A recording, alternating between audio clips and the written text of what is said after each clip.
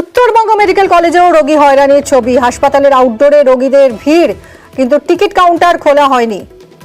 পার্থ আমাদের প্রতিনিধি রয়েছেন। পার্থ, উত্তরবঙ্গ মেডিকেলেও কি বন্ধ রয়েছে ওপিডি? এবারে তাই পূর্ব ঘোষণা মতো গতকাল চিকিৎসকদের সংগঠন যা ঘোষণা করেছে সেই মতো কিন্তু উত্তরবঙ্গ মেডিকেলেও কিন্তু বহির্বিভাগ বন্ধ রয়েছে। এখনো পর্যন্ত যে আউটডোরে কোনো চেম্বারই ডাক্তারদের খোলেনি, কোনো ডাক্তারও আসেনি। নিয়ম মতো এখানে যে ওপিডি টিকিট কাউন্টার তা সাধারণত সকাল 9টা নাগাদ খুলে যায়, কিন্তু এখন 10টা 20 বেজে গেছে, এখনো পর্যন্ত যেমন টিকিট কাউন্টার খোলা নেই, তেমনি কিন্তু ডাক্তারদের যে চেম্বার আউটডোরে তাও কিন্তু বন্ধ রয়েছে, কোনো ডাক্তারের দেখা নেই।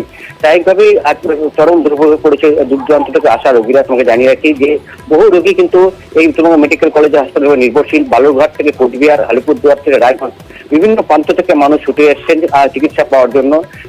তাদের একটাই দাবি যে যে ঘটনা ঘটেছে ডাক্তারদের পাশে তারা রয়েছেন, কিন্তু এইভাবে চিকিৎসা পরিষেবা ব্যাহত করে আন্দোলন তারা কোনোভাবেই তারা সমর্থন করে না।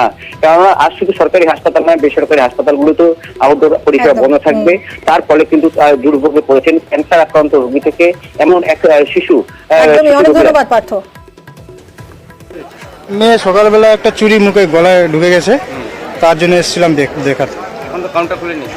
ওটাই তো চিন্তা ভাবিস না, এখন বাচ্চা মানুষ কি করবো, অত পয়সা করিও না যে বাইরে দেখাতে পারবো। এখন ডাক্তাররাও যদি এরকম করে, এগুলো বুঝে দরকার, ডাক্তারদেরও বোঝার দরকার। আমি আসছি বালুঘাটি থেকে, ক্যান্সার।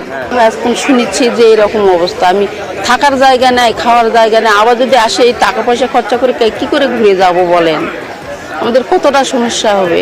আমরা মালদার থেকে 10 কিলোমিটার আরো দূর থেকে আমি 4টার সময় বের হয়েছি। আমরা কোথায় নিউজ দেখবো, কি দেখবো, কোথায় কি দেখবো বল। ডাক্তারদের সঙ্গে আমাদেরও আছে, আমাদের এমন পেশেন্ট, আমার মাকে নিয়ে আসছে যে কিছু পারে না। তাহলে ভাবেন আজকে ডাকা হয়েছিল, আমরা করব কি?